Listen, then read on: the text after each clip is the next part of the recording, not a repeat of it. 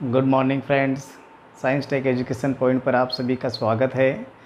दोस्तों, आज हमारा जो टॉपिक रहेगा उसका नाम है सेल, कोशिका। हम कोशिका के बारे में स्टडी करेंगे।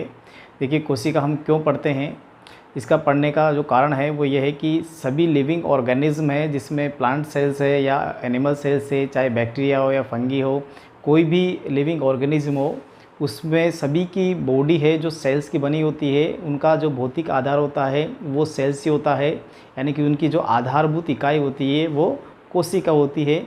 तो कोशिका को पढ़ना बहुत ही आवश्यक है। जब तक हम कोशिका को नहीं पढ़ेंगे तो हम उसकी किसी भी ऑर्गेनिज्म की बॉडी की स्टडी नहीं कर सकते। जब तक हमें कोशिका का ज्ञान नहीं होगा तब तक हम साइंस में आगे नहीं बढ़ सकते। इसलिए हम कोशिका की स्टडी करते हैं। तो कोशिका की स्टडी करने के लिए हम देखेंगे कि इसके बारे में जो सबसे पहले हैं, रॉबर्ट हुक ने अपना खुद का माइक्रोस्कोप बनाया था और अपने माइक्रोस्कोप में इन्होंने देखा था। तो उन्होंने देखा कि एक मधुमक्खी के छत्ते के समान संरचना दिखाई दी जिसमें कोष्ठक थे। वो कोष्ठक उसको दिखे और उसको उन्होंने सेलुला नाम दिया, जो बाद में सेल कहा गया। तो रॉबर्ट हुक ने इसकी खोज की थी 1665 ईस्वी में, और उसके बाद में ही इसके ऊपर ज़्यादा स्टडी की गई। तो देखते हैं हम सबसे पहले कोशिका क्या होती है, इसको एक सरल भाषा में समझे तो देखें। जैसे हमारे मकान बनाने के लिए एक ईंट होती है, ये सारी ईंटें मिलकर एक दीवार बनाती है।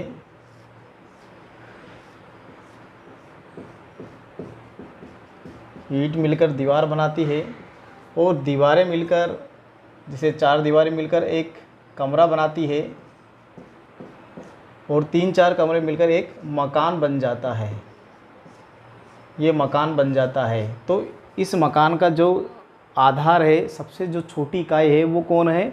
ईंट है। इसकी जो सबसे छोटी इकाई ईंट हो गई इसको बनाने के लिए।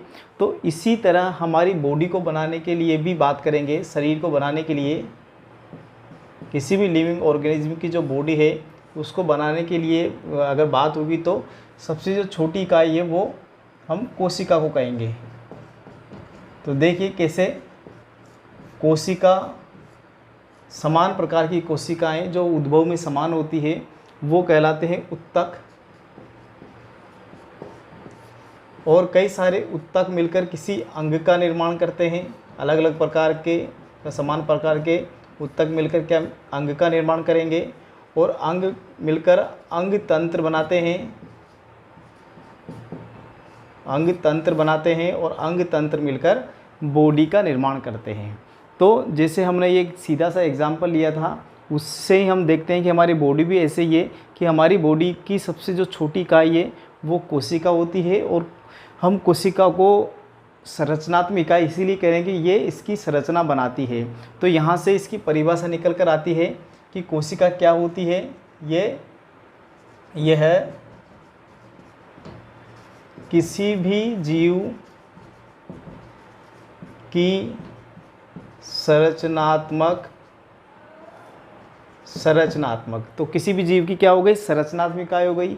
अब सारी क्रियाएं बॉडी की किस में होती है? कोशिका में होती है। इसलिए हमने क्या बोल दिया?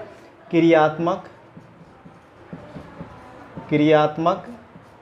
तो दूसरा वर्ड है, एक तो संरचनात्मक हो गया, दूसरा क्रियात्मक हो गया। और कोशिका के अंदर ही केंद्रक होता है। केंद्रक के अंदर गुणसूत्र होते हैं जो एक पीढ़ी से दूसरी पीढ़ी में गुणों को लेकर जाते हैं। इसलिए कोशिका को ही क्या कहेंगे हम? तीसरा जो नाम दिया है वो है आनुवांशिक इकाई होती है। तो दोस्तों, कहीं रटने की ज़रूरत नहीं है। कोशिका की परिभाषा हमने खुद ने बना ली है। शरीर के अंदर, शरीर की, हमारी बॉडी की सबसे जो छोटी इकाई है वो कोशिका होती है। कोशिका अगर छोटी इकाई है, सबसे छोटी इकाई, तो इसलिए हमने उसको बोल दिया संरचना बना रही है, इसलिए संरचनात्मक कह दिया। सभी क्रियाएं कोशिका के अंदर होती है, इसलिए क्रियात्मक कह दिया। और कोशिका के अंदर ही केंद्रक होता है। सभी कोशिकाओं में एक न्यूक्लियस पाया जाता है, और न्यूक्लियस होने के कारण इसको क्या बोल दिया हमने? आनुवांशिक। तो कोशिका किसी जीव की संरचनात्मक, क्रियात्मक और आनुवांशिक इकाई होती है। अब दूसरी बात करते हैं।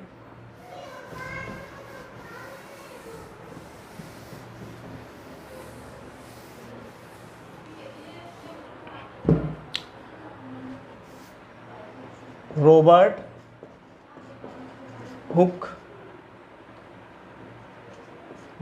हुक ने 1665 ईस्वी में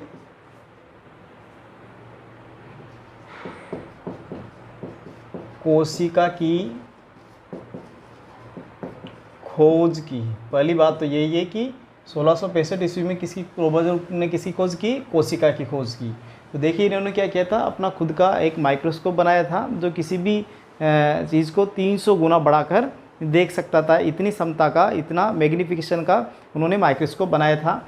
तो उन्होंने खुद का माइक्रोस्कोप बनाकर उसमें देखा तो इन्होंने इसकी देखने के लिए एक कॉर्क लिया था और कॉर्क को इन्होंने कॉर्क की पतली पतली स्लाइस काट कर फिर उसको देखा था। तो उसमें इसको मधुमक्खी के छत्ते के समान, मधुमक्खी के छत्ते के समान इस तरह से कोष्ठक दिखाई दिए थे।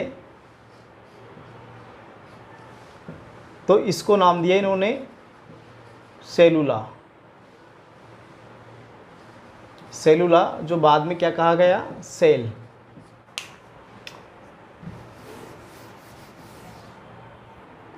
अब बात करते हैं जो एग्जाम में पूछे जाते हैं क्वेश्चन, सबसे छोटी कोशिका। सबसे छोटी कोशिका, तो सबसे छोटी कोशिका है माइकोप्लाज्मा। माइकोप्लाज्मा जिसे PPLO। फिर सबसे बड़ी कोशिका, सबसे बड़ी कोशिका की बात करें तो यह है शुतुरमुर्ग का अंडा, ऑस्ट्रिच एग। माइकोप्लाज्मा सबसे छोटी कोशिका होती है, सबसे बड़ी कोशिका शुतुरमुर्ग का अंडा होती है। ये हम एनिमल की बात कर रहे हैं।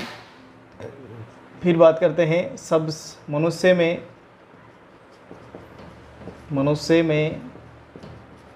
सबसे लंबी कोशिका। तो मनुष्य में सबसे लंबी कोशिका है तंत्रिका, तंत्रिका कोशिका। फिर मनुष्य की सबसे छोटी कोशिका यह है शुक्राणु। सबसे छोटी कोशिका कौन है, शुक्राणु। इस तरह से यहाँ से क्वेश्चन बन जाते हैं कई बार। तो यहाँ से क्वेश्चन बनते हैं तो आपका क्वेश्चन गलत नहीं होना चाहिए। अब बात करते हैं नेक्स्ट इसकी हिस्ट्री की, इसके इतिहास की बात करते हैं। तो देखिए सबसे पहले रॉबर्ट हुक ने इसको खोजा था। तो रॉबर्ट हुक के खोजने के बाद में फिर कई अलग अलग खोज हुई, क्योंकि ये मृत कोशिका पर इन्होंने खोज की थी। तो उसके बाद में जीवित कोशिका की खोज हुई। तो जीवित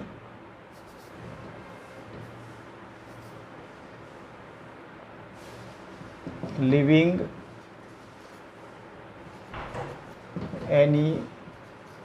एनिमल सेल को एंटोन ल्यूवेनहोक ने देखा। तो एंटोन ल्यूवेनहोक ने जीवित कोशिका को देखा था। ये कब देखा था, 1674 में। बाद में कोशिका सिद्धांत, कोशिका के लिए एक सिद्धांत दिया गया जिसे कोशिका सिद्धांत कहा गया। तो ये कोशिका सिद्धांत किसने दिया, ये पूछा जाता है एग्ज़ाम में। तो स्लाइडेन एवं सेवान। स्लाइडेन, ये दो अलग अलग वैज्ञानिक थे, स्लाइडेन एंड सेवान। एक बॉटनी का था और एक जूलॉजी का था। इन दोनों ने, स्लाइडेन और सेवान ने कोशिका सिद्धांत की खोज की। तो कोशिका सिद्धांत क्या है, इसके लिए इन्होंने कहा, फर्स्ट लाइन कही कि सभी कोशिकाओं की उत्पत्ति पुरानी कोशिकाओं से होती है। पहली लाइन ये कहा। देखिए कोशिका सिद्धांत क्या है, सभी कोशिकाओं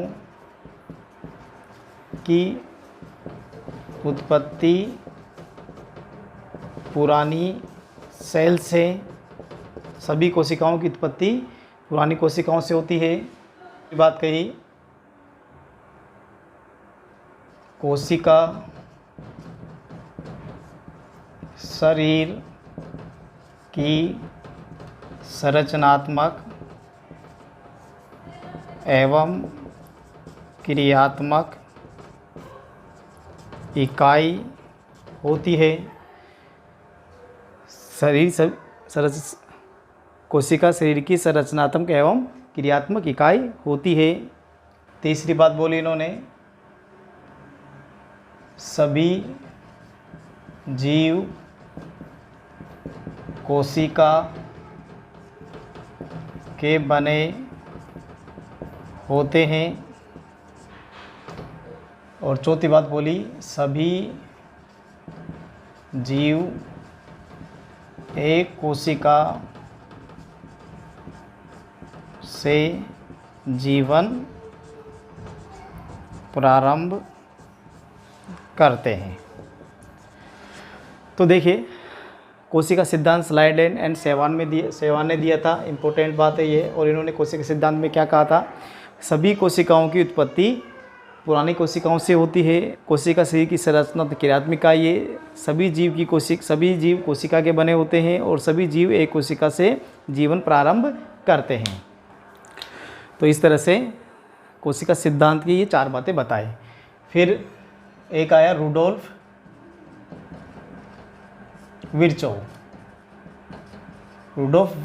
विर्चोव है, इन्होंने कोशिका सिद्धांत की पुष्टि की और इन्होंने ओमनीज सेलुला ई सेलुले, इन्होंने क्या कहा, ओमनी सेलुला ई सेलुले कहा है। रुडोल्फ विर्चोव ने इसकी पुष्टि करके ओमनीज सेलुला ई सेलुला कहा। इसका मतलब होता है कि सभी कोशिकाओं की उत्पत्ति पुरानी कोशिकाओं से होती है। इस तरह से इसकी हिस्ट्री की बात करते हैं तो यहाँ से कई बार क्वेश्चन पुटअप किए जाते हैं, तो यहाँ से क्वेश्चन कोई गलत नहीं होना चाहिए आप लोगों का।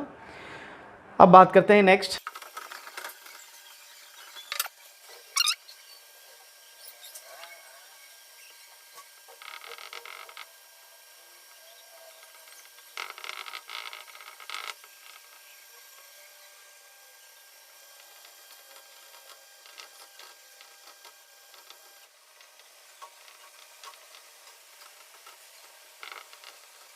देखिए मैंने एक डायग्राम बनाया है कोशिका का। ये डायग्राम एक नॉर्मल डायग्राम है। वैसे कोशिका की आकृति अलग अलग होती है। आकृति इसकी गोल भी हो सकती है, इसकी आकृति घनाकार भी हो सकती है। तो आकृति कई तरह की पाई जाती है, लेकिन हमने एक नॉर्मल स्ट्रक्चर की बात की है। तो नॉर्मल स्ट्रक्चर हमने एक ऐसी बनाई है, इसे ये एनिमल सेल की बात की हमने, एनिमल सेल। तो देखिए एनिमल सेल के बाहर की तरफ की बात करें तो देखिए बाहर की तरफ एक लाइन बॉर्डर दिख रही है आपको, इसको हम कहेंगे सेल मेम्ब्रेन, कोशिका झिल्ली। हिंदी में क्या बोलेंगे, कोशिका झिल्ली, सेल मेम्ब्रेन। फिर उसके बाद में अंदर की तरफ चलें तो ये अंदर की तरफ ये है पूरा, इसको बोलते हैं साइटोप्लाज्म, जीव द्रव्य, साइटोप्लाज्म। फिर अंदर की तरफ और चलेंगे तो आगे बीच में एक गोला दिख रहा है जिसे हम केंद्रक कहते हैं, न्यूक्लियस बोलते हैं इसको इंग्लिश में। न्यूक्लियस के अंदर न्यूक्लियोलस है, केंद्रिका है। फिर उसके बाद में एक केंद्रक के बाहर की तरफ देखें तो एक जाली जैसी संरचना दिख रही है, इसे एंडोप्लाज्मिक रेटिकुलम बोलते हैं, हिंदी में बोलते हैं अंतःप्रद्रवी जालिका। फिर ये से बात करें तो ये इस तरह के दिखाई दे रहे हैं स्ट्रक्चर। ये स्ट्रक्चर है ये स्ट्रक्चर है माइटोकॉन्ड्रिया। ये माइटोकॉन्ड्रिया कहा हमने, इसे हिंदी में बोलते हैं सूत्रकणिका। फिर ये इस तरह से डॉट डॉट डॉट यहाँ चिपके हुए बाहर दिखाई दे रहे हैं, इसे बोलते हैं राइबोसोम। फिर उसके बाद में राइबोसोम के बाद में यहाँ पर एक स्टार जैसी स्ट्रक्चर दिखाई दे रही है जिसे सेंट्रोसोम, हिंदी में बोलते हैं तारक काय। तो देखिए कोशिका को पढ़ने के लिए हम सेल को डिवाइड करेंगे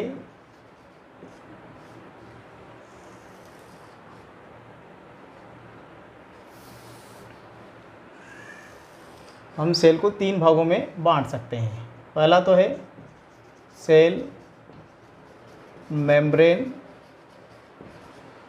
दूसरा है न्यूक्लियस और तीसरा है साइटोप्लाज्म। कोशिका झिल्ली, कोशिका झिल्ली, और एक होती है कोशिका भित्ति। देखिए, अगर हम एनिमल सेल की बात करेंगे तो एनिमल सेल में कोशिका झिल्ली होती है, और हम प्लांट सेल की बात करते हैं तो वहाँ पर कोशिका झिल्ली के ऊपर एक और झिल्ली होती है जिसे बोलते हैं कोशिका भित्ति। अगर मैं इसमें एक लाइन और बना दूँ इस तरह से इसकी पूरी सेल के ऊपर, तो ये कोशिका भित्ति हो जाएगी और ये प्लांट सेल के अंदर पाई जाती है। तो इस तरह से हम सेल मेम्ब्रेन और सेल वॉल दोनों की बात करेंगे यहाँ पे। फिर दूसरा भाग है न्यूक्लियस, इसे हम केंद्रक बोलते हैं। ये केंद्र की बात की, यहाँ केंद्र की बात होगी। और तीसरा भाग है कोशिका द्रव्य। देखिए, कोशिका द्रव्य है। अभी 3 मुख्य भागों में हमने बांट दिया है। तो बाहर की तरफ की 2 मेम्ब्रेन है, cell membrane and cell wall, उसकी बात फर्स्ट पॉइंट में करेंगे। फिर न्यूक्लियस बीचों बीच दिखाई दे रहा है, इसकी बात करेंगे हम सेकेंड पॉइंट में। और साइटोप्लाज्म जो ये पूरा है न्यूक्लियस के अलावा वो साइटोप्लाज्म है, और साइटोप्लाज्म में बहुत सारे कोशिकांग हैं, बहुत सारे ऑर्गेनेल्स हैं, तो इनकी बात करेंगे इसमें। जैसे कोशिक केंद्र के बाहर की ओर क्या है, एंडोप्लाज्मिक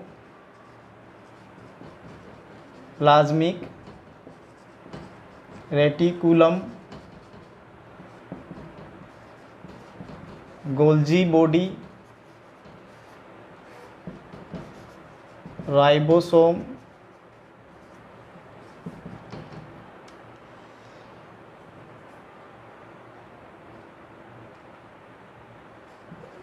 सेंट्रोसोम,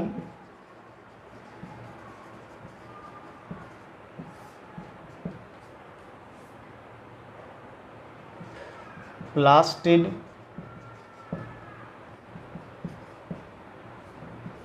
लाइसोसोम,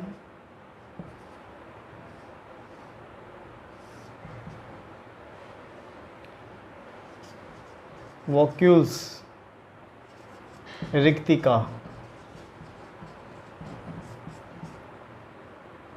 तो इस तरह से साइटोप्लाज्म के अंदर हम इनकी बात करेंगे, एंडोप्लाज्म रेटिकुलम, अंतःप्रद्रवी जालिका, गोल्जी बॉडी की, ribosome, centrosome, plastid, lysosome, vacuoles, इनकी बात करेंगे।